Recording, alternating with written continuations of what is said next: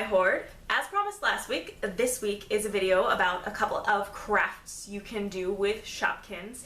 There are two today. I had an idea for a third one, but I have run right out of time today, which honestly means there'll probably be enough footage that this will be a longer video than I had originally expected. So that third idea and any other ideas I come up with might be a part 2 later on down the road, so you'll want to keep tuned in for that. But for today, we have two projects, and we have jewelry made with Shopkins, and we have a resin trinket tray made with Shopkins. And I'm pretty excited about the way everything turned out. As you can see, this is filming my intro post doing my crafts, and they turned out great. So let's go ahead and let's head over and see how to do them. The first project we are gonna do is turning Shopkins into jewelry. And to start with, I have this cute little tea, coffee, I think tea, little tea cat tea. I don't know. I thought it would make a cute necklace. And how we're gonna do that is, this is a screw-in eye pin. And you may notice there's already a hole there because I did this once before, but Shopkins are actually pretty soft plastic. So you just press really hard to get it to go in at first. This is gonna go in pretty easily for me because, again, I already did this.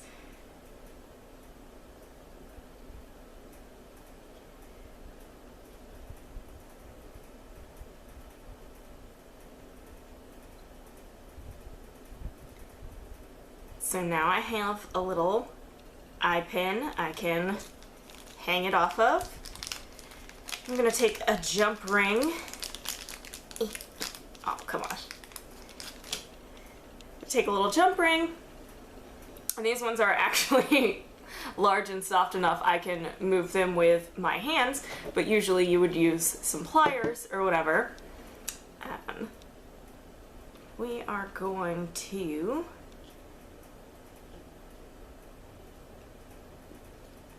create that extra loop going on there. Although honestly, we could probably just go through the eye pin, but it gives a little extra movement when you're wearing it if you put it on a thing. But I'm gonna twist this so my eye pin is going flat with the face of the Shopkin. And then my jump ring is going that way, because your necklace string is gonna go in this way, and it's gonna hang off like this, which will be easier to see in a minute when I actually do it. And there are a lot of ways you can actually make the string of your necklace. They sell a lot of pre-made ones as well in craft stores, but I usually just use some cord cut down to size. And you can either measure with a measuring tape where you want the necklace to sit, or, as I'm gonna do right here,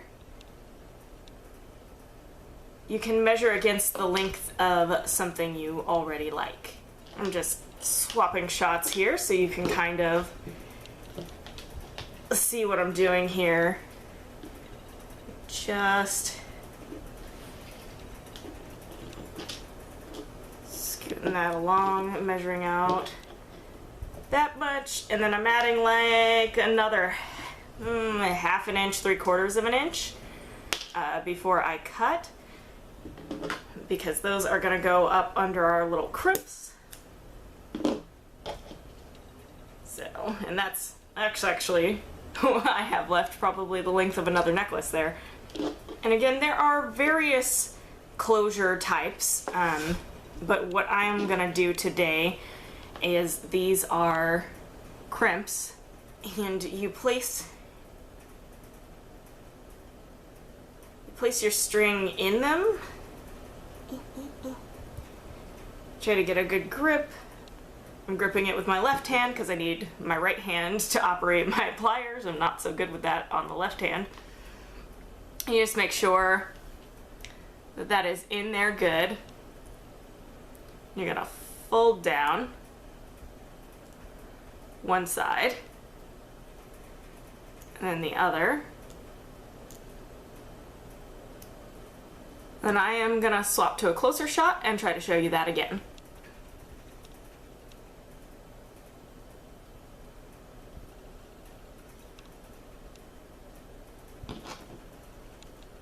And just like the other side.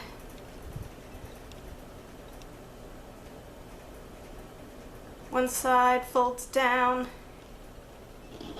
then the other side. Bam. And because I made those a little bit long to make sure I had something to hold on, that's why we added that extra length. I'm gonna cut those down so that the string is not so much in the way of our little holes at the top of our crimp.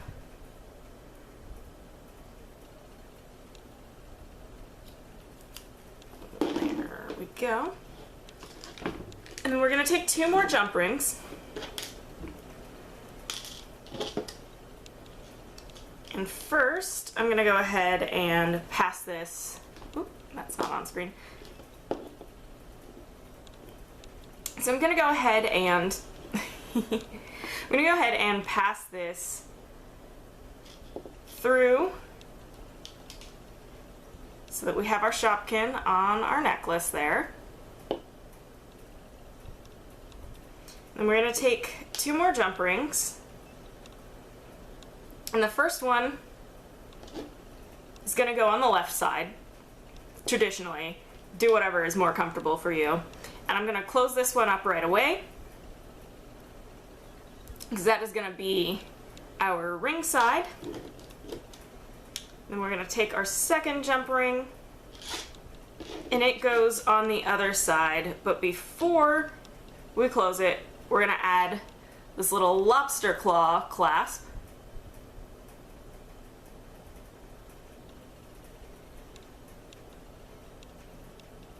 Now you have your closure. And now you have a cute little Shopkins necklace. And with pretty much a similar fashion, you can make earrings if you have doubles. In this case, I put in the eye pin and then my jump ring, and then I have these silver ear hook wires, because these tend to be better. I would recommend these for Shopkins. And these are pretty heavy earrings, so I personally can't wear them because one of my earring holes is actually stretched way out. It's actually because they messed it up when I got them pierced when I was a kid, but whatever. But yeah, so you make some cute, if heavy, earrings. Smaller Shopkins would be less heavy, but these little cake Shopkins are pretty heavy, but they're super cute. And I had the matching pair of them, so I couldn't resist making them into earrings. And actually, this is a set, because this actually has a charm of the other coloring of this Shopkin. So those are ideas for your Shopkin jewelry making pleasure. This next craft comes with an adult supervision warning. This is not a craft for children because we are going to be using resin, and resin is actually toxic. You should only be using it with gloves in a well-ventilated area, preferably with a respirator. So what we're doing is we're gonna make a tiny little resin trinket dish with some Shopkins in it. I have picked out these cute little gardening themed Shopkins here. There's like a dog vase full of roses that I've picked out. And then this watering can that's got this cool yellow to green ombre. So to measure how much resin I'm going to need, what I did was I filled the mold with water and I poured it into this cup, and I shined a light through it to see a little bit better because that design was really right on the water line. And I took a Sharpie and I marked the water line, dumped the water back out, And now we're ready to measure the amount of resin we need. Today I am using a UV resin, which I usually use a 2-part. I don't need that, come on. There we go.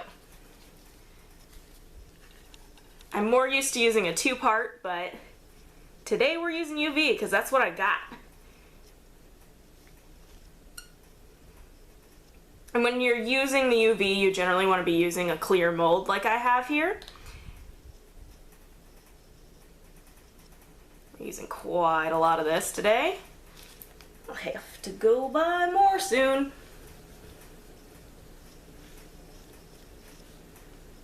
I'm actually watching that line because it's easier to see on the inside here with the light coming through.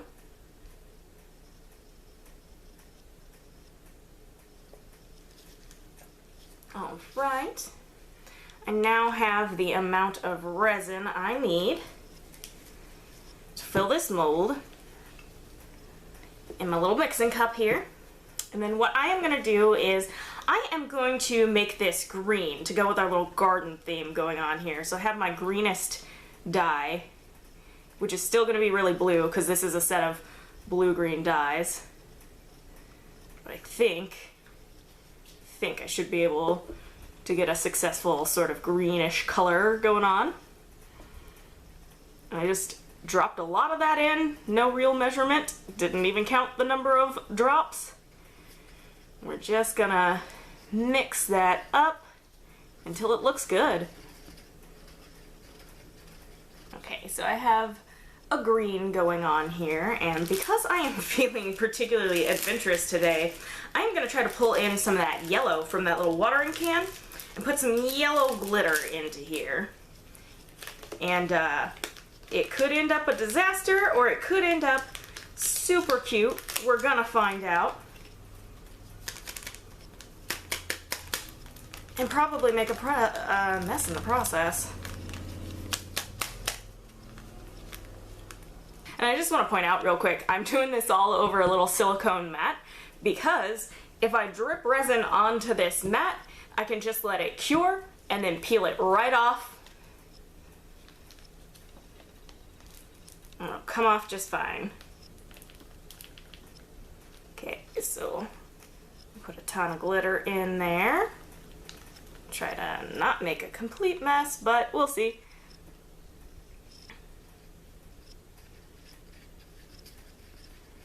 Give that a swirl.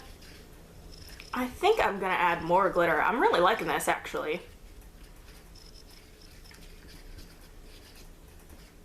The yellow glitter is interacting nicely in that green dye.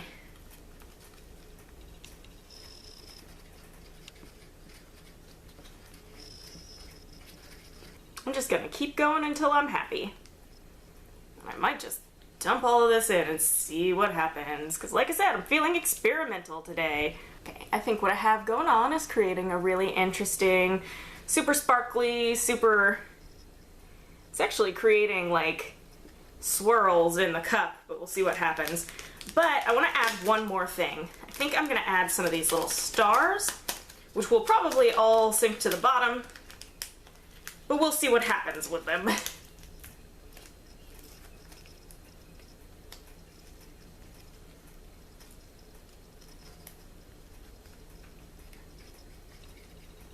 Yeah, I'm gonna need way more than that. Oops, alright. Like half the bag going in there, and that's probably plenty. Oh yeah, those are all gonna go straight to the bottom. Oh well, should have added them in a different fashion. Alright, so those do give some interesting texture, and we'll see how that actually turns out. But I'm happy with where this is at. So I'm gonna go ahead and pour into my mold. Oh, that's actually really quite nice. I am digging it.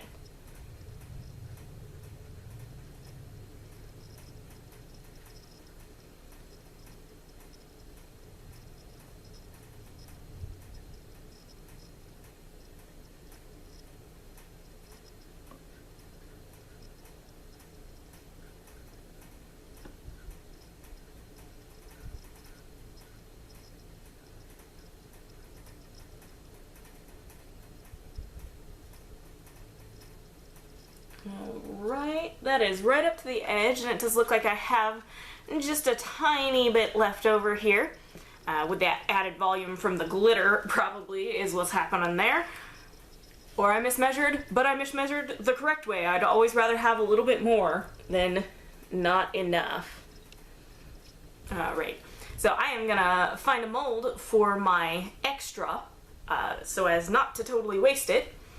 And then this, because it is UV resin, I do not have a UV lamp, so I'm gonna set it outside in the Florida sun for 30 or more minutes. So while I am waiting for the resin to cure, I'm gonna go ahead and try to do just a small little repaint on this dog flower pot, because the ears are pink, and I really didn't pull those pink colors into the tray at all.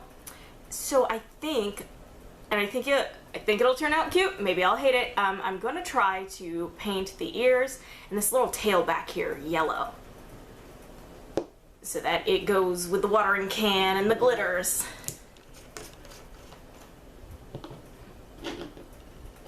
And I just have a brush that has, you maybe can't see it super great on camera.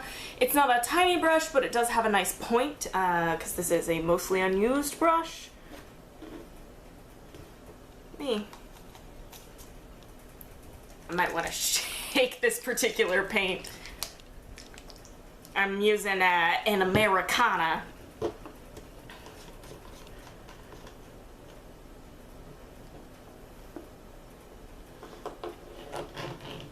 I'm actually just gonna use the top as a paint palette. Super carefully here. Although, you know, the paint is kind of smudged in the original paint job anyway, so I'll have to match that to cover all that pink.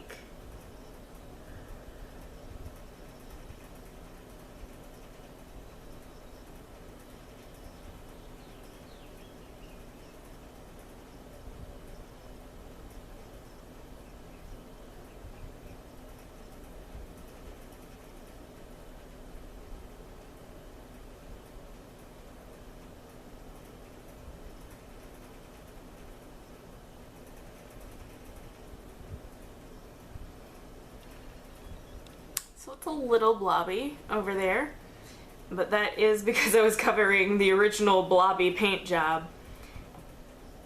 And now to try to get the other ear without, yep, I dropped that, without putting my fingers into the first ear. Yeah, I'm way too shaky for this. It's nonsense. I might try to go in there and clean that up a little while that's still wet. Although it is the back of the ear. And then the tail was never painted, but the tail is there, so I would like to paint that.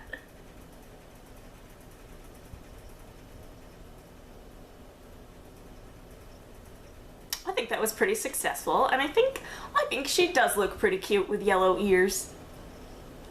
So we'll set her aside to dry and just play more of the waiting game.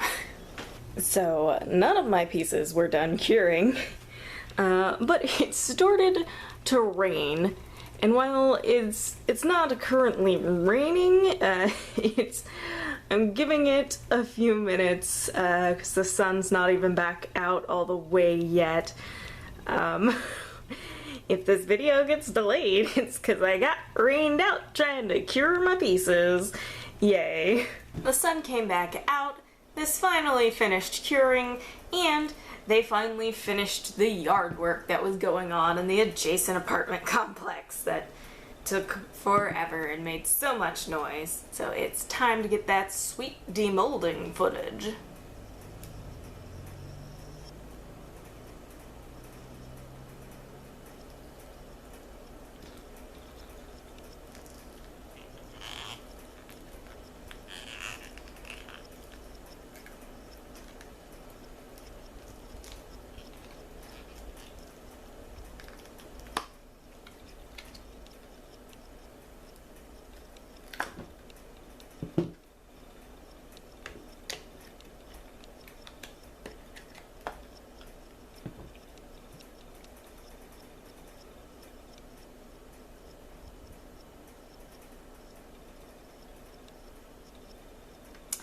And as I predicted, the stars did all fall to the bottom, but I'm not terribly displeased. I kind of like the weird striations going on in here.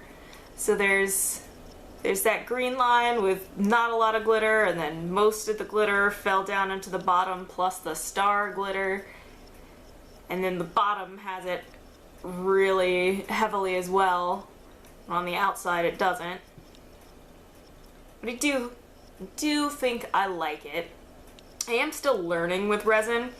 Like, obviously my glitter was too heavy. I could have added it at a later point in the curing process, probably.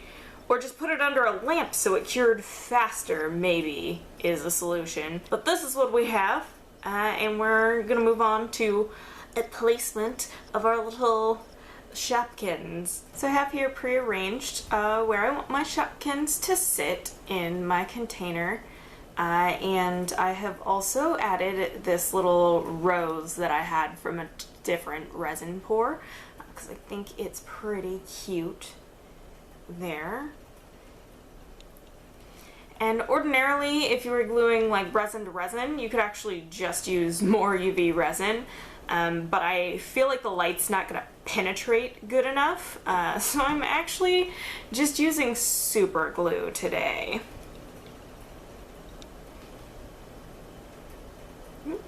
That's plenty.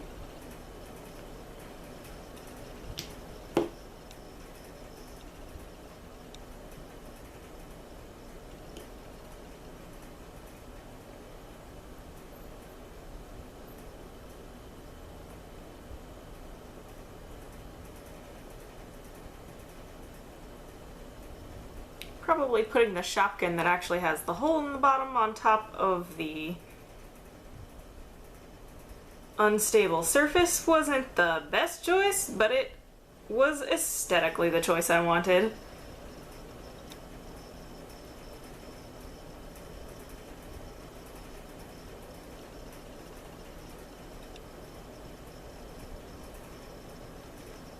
Alright, I'm gonna wait for that to dry and make sure it is as secure as it needs to be, 'cause it looks like it's not gonna be.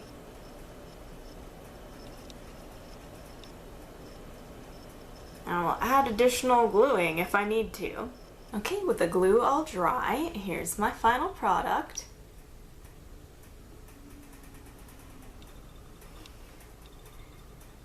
And at this size, this is really kind of like mostly a ring tray, or maybe you can throw some hair ties in there.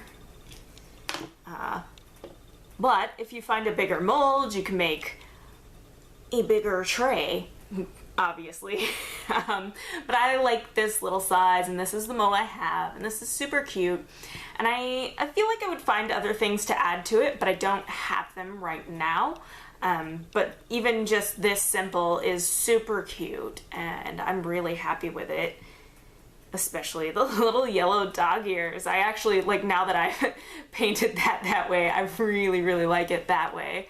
So I'm actually super happy with how this turned out. So, as I said, I had at least one other idea, so we may return to Shopkins crafting in the future. And honestly, these apply to any tiny small figurines, and I'm getting really into making Trinket trays with tiny small figurines, especially since I collect them like a crazy person, but now I can do crafts with them. It's great. So, that's a possibility. Part 2 may or may not happen. We may just have videos of me.